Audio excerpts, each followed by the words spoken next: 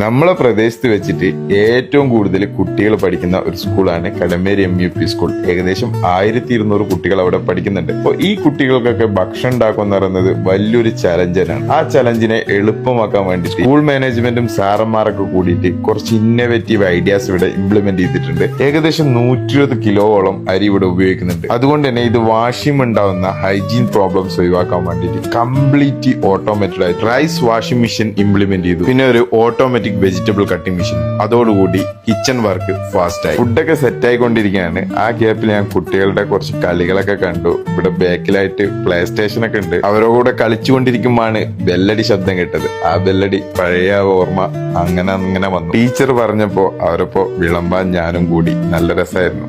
കുട്ടികളൊക്കെ വിചാരിച്ചു പുതിയതോ സാറ് വന്നതാണ്. എന്ത് തന്നെയാലും നമ്മളെ ഗവൺമെന്റ് സ്കൂളുകളിൽ ഇത്രയും നല്ല ഭക്ഷണമാണ് കൊടുക്കുന്നതെന്ന് അറിഞ്ഞപ്പോ എനിക്ക് പഴയ കാലൊക്കെ ഓർമ്മ വന്നു. എന്ത് തന്നെയാലും വലിയ മാറ്റം തന്നെ ഈ ഒരു മേഖലയിൽ സംഭവിച്ചു. തേങ്ങാച്ചോറും ചിക്കൻ കറിയല്ല ഇഷ്ടം, എന്നാൽ ഇച്ചിരി കൂടി ഇഷ്ടം ചോറും സാമ്പാറും സോയാബീൻ കറിയല്ല. പിന്നെ ഇടക്കിടക്ക് കിട്ടുന്ന ഒരു ഉപ്പേരി ഉണ്ട്, പയറുപ്പേരി, അത് സൂപ്പറാ. ഞങ്ങൾക്ക് നെയ്ച്ചോറായിരുന്നു. എന്ത് തന്നെയാലും ഇവിടുത്തെ മെനു കേട്ടപ്പോ ഞാനാകെ ഞെട്ടിപ്പോയി കേട്ടോ. കാരണം നമ്മൾ സ്കൂളിൽ പഠിക്കുന്ന കാലത്ത് വെറും ചെറുപയറും ചോറും മാത്രമായിരുന്നു ഉണ്ടായിരുന്നത്. അന്നൊരു അച്ചാറെങ്കിലും കിട്ടിയിരുന്നെങ്കിൽ ഇന്ന് ഒരുപാട് ആഗ്രഹിച്ചിട്ടുണ്ടായിരുന്നു. നെയ്ച്ചോറും മജ്ബൂസും അടിപൊളിയാ. ഫുഡ് കൊടുക്കുന്നെങ്കിൽ ഇപ്പൊ ഒന്നുകൂടി ഒന്ന് സ്കൂൾ പഠിക്കണം എന്ന് തോന്നുന്നുണ്ട് നിങ്ങൾക്ക്? ഉറപ്പല്ല.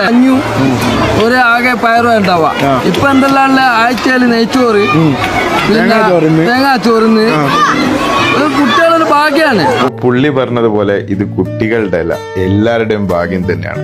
അപ്പൊ ഇതിനു വേണ്ടി പ്രവർത്തിക്കുന്ന എല്ലാവർക്കും അഭിവാദ്യങ്ങൾ. വീഡിയോ ഇഷ്ടമായാൽ ഫോളോ ചെയ്യാൻ മറക്കല്ലേ.